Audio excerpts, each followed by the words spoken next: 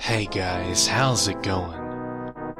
This is Natinator, and welcome to a new Creepypasta reading. I really like this one, but it's hard to talk about without spoiling anything, so I'll just get right into it. It's titled Yellow Rain Fever. Now as always, turn out the lights, get comfortable, and let the story begin. Dear Survivor, if you're reading this, I'm probably dead. It's for the best. You see, about 4 or 5 days ago, a storm rolled in. Now, this in and of itself isn't anything strange. The clouds and the rain, though, they had a yellow tint to them. It smelled weird and tasted funny too. None of us could really nail down what it tasted like, and all we knew is that it was some sort of chemical or other. Now, the important thing to know is that we're a small Hoosier farming community, maybe 1,500 or so people. So, unless some radical has a grudge against corn and soybeans, I doubt it was a terrorist attack. Anyway, a few hours after that weird rainstorm started, people started getting violently sick. The ones affected couldn't stop throwing up. There were reports of extreme nausea, and even an onset of what they thought was tuberculosis, because the ones diagnosed had a bloody and agonizing cough. Authorities noticed a trend almost immediately after people started getting sick, in that it seemed only fairly weak people got ill. The sick, old, and young were the only ones who got sick with these violent symptoms. In retrospect, though, they got the easy way out. People that were diagnosed with the illness, dubbed the yellow rain fever, died just hours after getting sick. Some of the victims' immune systems who were already sick just couldn't handle the increased fever and vomiting. Some were simply too weak to handle much of a sickness in the first place, like the old and the very young, and some actually died of blood loss due to the consumption-like cough. But they all died shortly after getting ill. When people were nearing death, they started hallucinating, or what we thought were hallucinations at the time. They all saw these dark, shadowy humanoid figures with glowing yellow eyes, lurking in dark corners or just inside unlit rooms.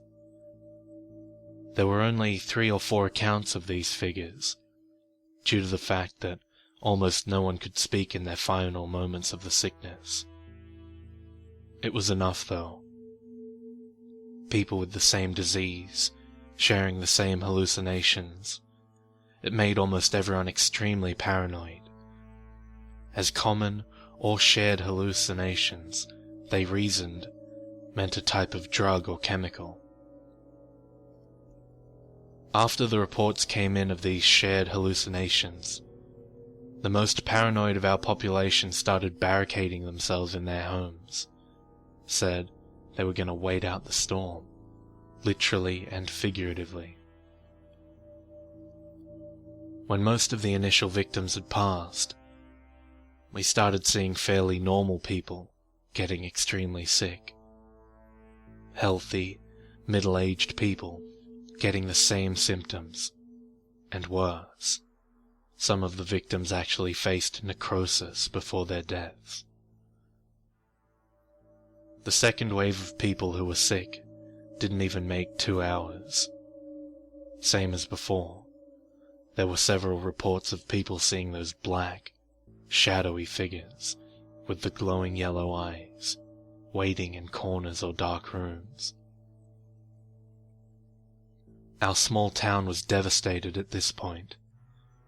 We'd lost 200 or 300 people by now, and I was absolutely stricken with grief when my dear wife Muriel, may God rest her soul, was diagnosed with the fever. By the time we'd lost another 100 people, and the disease was announced to be contagious, we were quarantined by the CDC, and government agents were coming in to check out the town, decked out in airtight radiation suits. Said they were trying to find the cause of the storm. Not even an hour after the agents came in, they evacuated. The thing is, though, there was no story about this on the news. I don't know what those CDC guys did, but apparently no one was able to contact the media. There was a mention of a flu epidemic in our town, and that's it. My friend, Mark, came over to my house almost immediately after the report on the news aired. "A flu epidemic?" he yelled, absolutely enraged. "We've lost almost 500 people to this bastardized mix of symptoms from tuberculosis and food poisoning, and they say it's the damn flu?" I tried to get him to calm down, but he wouldn't have it. He said he was going to go and get out of town, to try and contact the news, something, anything, but staying here and waiting to die. The thing is, I kind of agreed with him. I'd much rather go out fighting rather than sitting around and praying not to get this damned fever. There was something in my gut telling me it would be a bad idea to try and get out. I told Mark that I was going to stay here for the time being. He said fine, that if I wanted to die here as a passive waste, that was my decision. So, Mark left in his truck to try and escape the quarantine. It was the last time I saw him alive. Things got progressively worse from there. First, the disease spread. There were reports of another 500 people infected. Of course, national news was worthless, but Channel 6, the local news, was running a fever watch. That's how I got most of my information. After the next wave of reported infections, symptoms got worse again. Pre-death necrosis was a symptom of almost everyone with the disease at that point, not just an unlucky few. Victims also getting extremely paranoid as their illnesses progressed. Almost all of them were scared of the same thing, of the dark, shadowy figures with yellow eyes creeping in dark areas. Our whole town was in hysterics. People who had boarded up their homes early were envied. Looting and arson was widespread. Our town was a chaotic symphony of anarchy. As the disease spread, nearly 700 people had succumbed to the fever. There were some really minor details that unnerved the living hell out of me. Like how the infected started saying the figures were getting closer, not lurking in just pitch-black areas anymore. I was mortified when Muriel, who had only had a slightly wet cough and a light temperature up until that point, started screaming about dark figures lurking in the corners. When the local news reported our population was nearing 800, after only 9 hours after the first yellowish storm cloud rolled in, I locked myself where I am now, in our cellar. Muriel's already gone. Those damned shadow men got her, and they ripped her throat out. Those news stories were bullshit, and I know it. It was those fucking creatures that lurk in the dark that killed everyone. I know because I've seen what they can do firsthand. Muriel's lying upstairs in a puddle of her own blood because of those figures. They're watching me now, with those hungry and greedy yellow eyes. They want me. I can see the dark desires, the urge to feed in their eyes when they stare at me.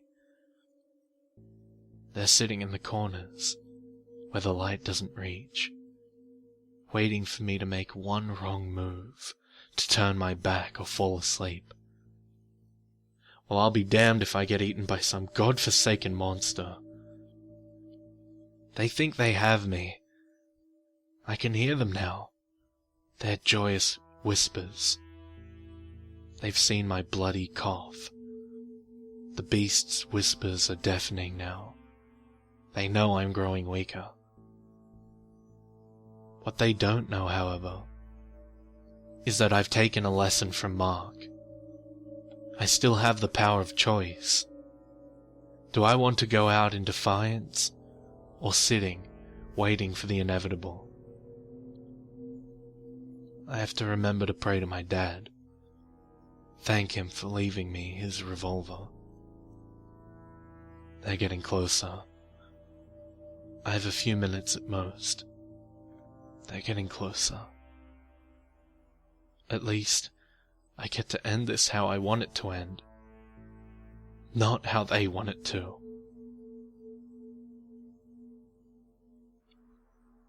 Subject: Forward all, Addendum, Situation Report, 37B.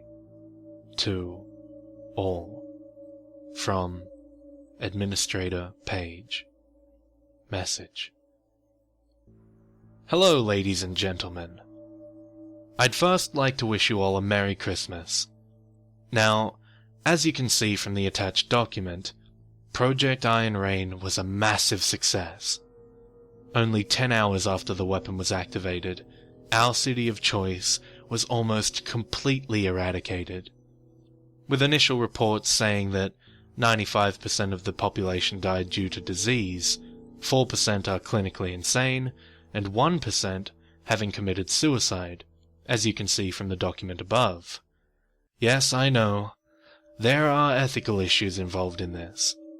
Why test Iron Rain on our own citizens?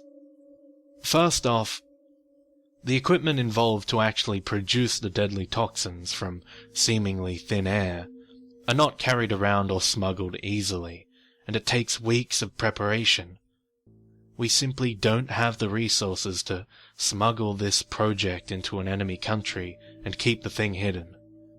And the way I figure the situation, and the President agrees with me on this one, is that if we can blame this incident on a terrorist attack, we'll have the backing of the public to invade whoever we decide to blame.